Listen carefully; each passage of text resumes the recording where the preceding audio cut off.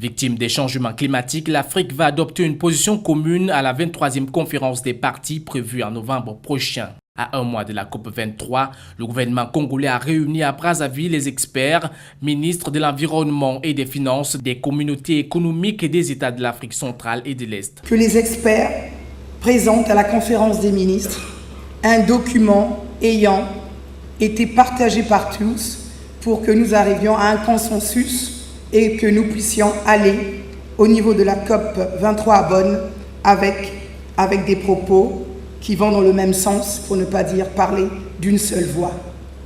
Dans l'optique d'accélérer la mise en place de la commission climat, le Fonds bleu pour le bassin du Congo et le Fonds pour l'économie verte en Afrique centrale, les experts des deux sous-régions ont démarré les travaux ce 3 octobre. Les résultats des 10 travaux seront examinés puis adoptés le 5 octobre prochain par les ministres des deux sous-régions.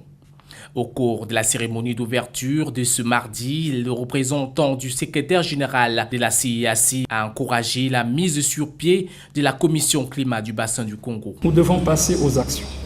Le secrétaire général de la CIAC ne mènera aucun effort pour accompagner l'accélération de l'opérationnalisation du Fonds bleu pour le bassin du Congo, afin de soutenir ces États membres dans leur politique de diversification de leur économie. Devant les Nations Unies en novembre prochain, l'Afrique veut ainsi présenter ses outils. On ne fait pas comme en 2009 à Copenhague ou bien en 2010 à Cancun où on venait pour tendre la main. Voilà pourquoi vous voyez qu'ici on est en train de se concerter sur un outil financier.